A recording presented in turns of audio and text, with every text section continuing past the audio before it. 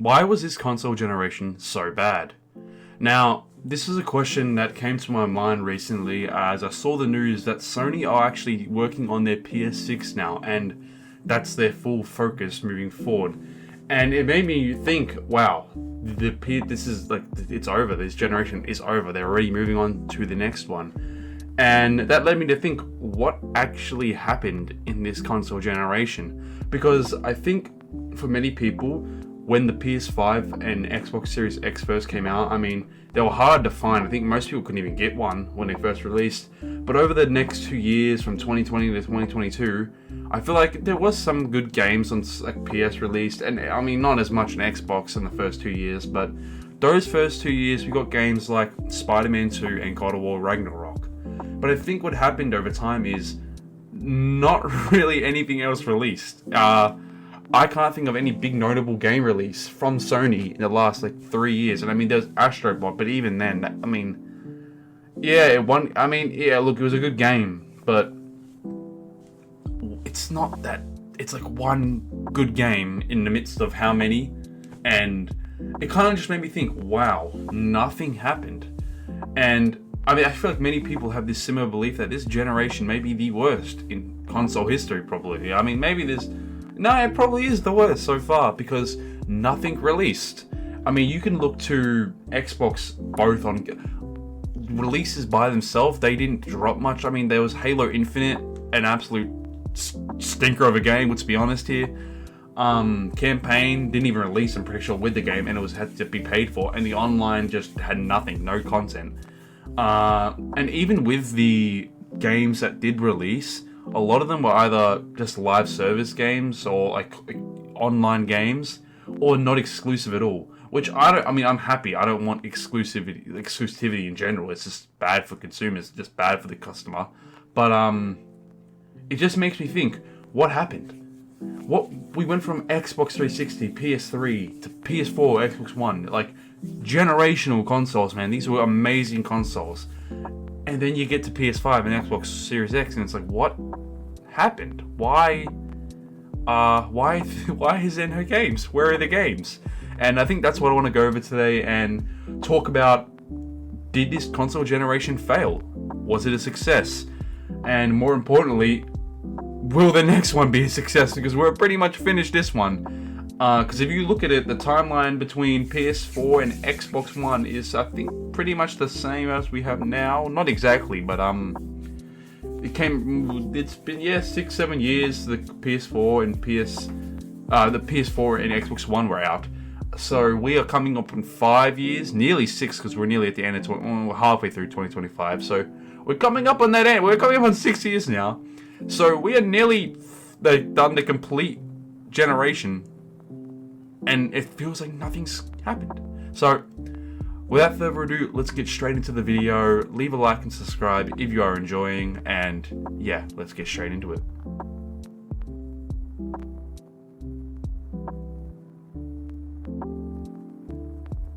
The first topic I kind of want to talk about is why there are so little games. Because I think that is the most important thing when it comes to a console. The games you actually get to play. I think the big one you could say, especially for Sony, I think Sony are much more of a problem with this than Xbox. And while Xbox does still have problems with it, it's how much time and money they spend in a lot of their games for Sony. With Sony, they had Concord, which cost them between $200 and $400 million for a game that didn't last a week. And it was an online game, which, I mean, they charged for $40, but no one paid it, and there was offered refunds. They lost I would be surprised if they made even like fucking $30 back at this rate, because they had to refund pretty much all of them. Yeah, like with a game like that took years and years to make, and it cost them a lot of money, and it immediately flopped. That's a pretty good example of what is kind of wrong with Sony's business right now. And I mean, look, you could say, well, their single-player games like Spider-Man 2 and God of War Ragnarok were great. And they were, but they came out 3 years ago. The time between Spider-Man 2 and God of War Ragnarok and now is the same time, or actually is more of a difference in time than between the PS5's launch and Spider-Man 2 and God of War releasing. So I think that kind of shows you how little we've got game-wise in recent. I mean, look, you can look at Xbox as well as someone who I think is spending way too much money on games, and I think they're laying off games that aren't as successful. They're still successful and they're good hits, like people love them, but they're not doing as much numbers. Something like Hi-Fi Rush, they shut the studio down. Why? It just makes you think, what are these companies doing? What's the point? If you're not going to promote good games, make good games, and release them for the console, what's the point? What's the point of even doing anything? What's the point of making them? I think with games like Fortnite that were such huge successes, like online, free to play, I think these big companies are trying to replicate that. They're not trying to focus on single player because they think that's not where the market is. We're going to chase the market of online games. And I think what they're realizing, you can't force something like Fortnite. You can't force these online games on people. They have to enjoy them. And when you spend $200 to $400 million on an ugly looking game, let's be real, the characters look fucking ugly. The game looked ugly. It was paid. You have to pay $40 or more here in Australia for the game just for it to be really mediocre and just shit. It's just a shitty Overwatch clone. So it makes you think, what is the point? What are the companies trying to do? And yeah, I think that is really the biggest thing you can look at when it comes to these games releasing is the cost and the time. And it's just, they're not viable. They can't spend as much money as they are and take as long as they are. Like, the PS5 needed games. And I maybe right now they are building up to more PS5 for PS6, for games for PS6. Maybe they're saving the games so they don't have to release on PS5. But then at the same time, you're just selling out the PS5. I mean, like, the PS5's cooked now. It's not going to have any games. So it's just, we can only hope the PS6 has a bunch of games coming to it, and the Xbox Series, whatever the fuck it's going to be called. Who knows? I don't know what the new handheld is. But from my understanding, the new Xbox will have, I think, Steam and shit on it. So I don't know. Sony might struggle in this next console generation. The next thing I want to look at is exclusivity. And when I say that, I mean the decline, but also the kind of like the decline of it, because there is somewhat coming a decline from, especially from Xbox's side of things, but also how it's caused a big problem for this generation as a whole.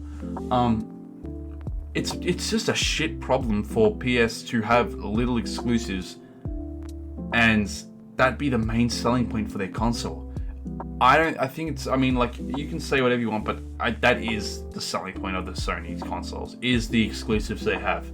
If it came to performance and hardware of what you want from a console, Xbox would beat them every day, and I think that's pretty, I feel like that's a pretty known fact.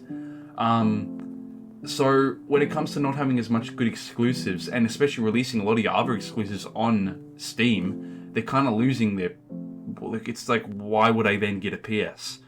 I wouldn't say the same goes for Xbox, because I think they've done it very differently, and I think they've done something smart.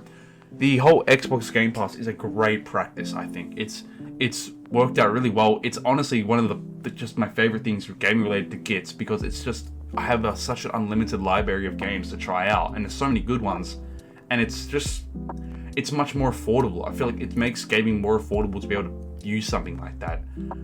Still, the console saves will not be doing good for Xbox. I mean, they're going, I don't know, they may have broke even on console sales, but I think game sales. So, because I know Xbox are releasing a lot of their exclusives, like quote unquote exclusives, on Sony now on PS5 as well. They've already been on Steam and like on PC because Microsoft, Windows.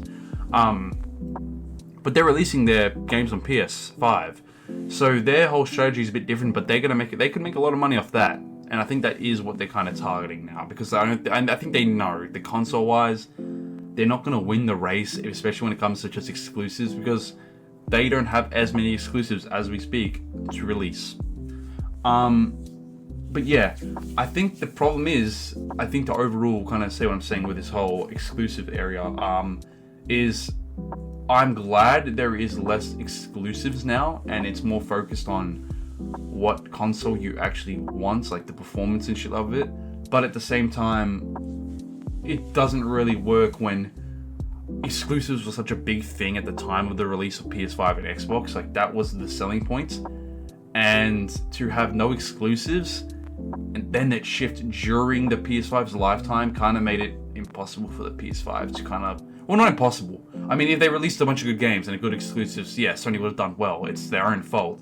But it kind of made it a bit difficult, I think, for people to want to buy a console when they could just not, and maybe get the exclusive on PC, or just wait until the next generation. Because I think many people haven't... I think I just saw recently as well a stat where only now do the PS5 have more users monthly than the PS4 does, which is pretty insane, but also kind of shows you how many people didn't want to buy a PS5. They didn't feel a need to buy the PS5.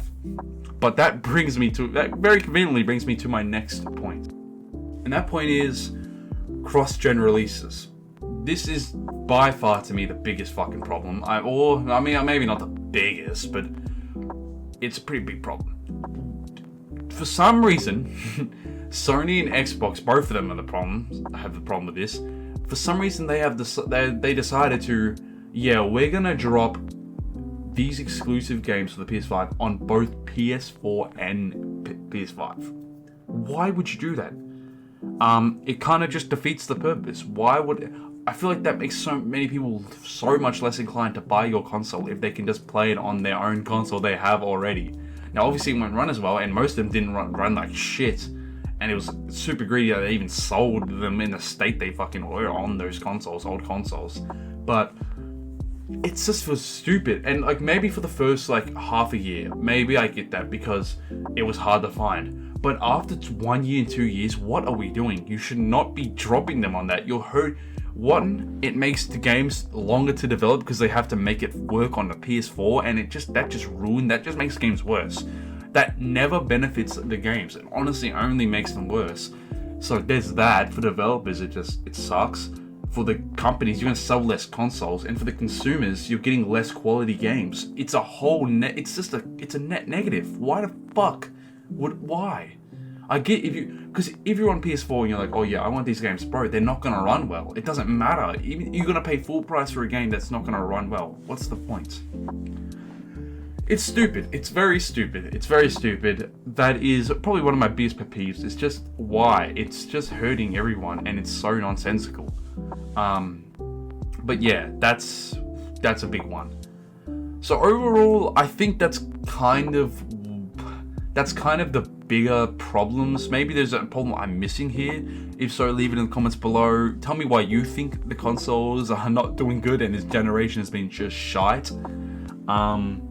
But yeah, thank you very much for watching. This is a bit of a weird video for me to make, just because I don't have any of the new console generations, so I've kind of had to look up more things and kind of just think, like, for me, I've been so disconnected from this generation of consoles because I have a PC, I have the Xbox One, and I don't really play that much on it, but I watch YouTube, I don't really feel the need to buy these consoles. So for me, I kind of missed out on like these new exclusives. I've watched them. I've watched like on YouTube war playthroughs and shit, of course, but it kind of makes it like amplifies the kind of like what happened this console generation. So that was for me. I was like, wow. Like looking back, it really did.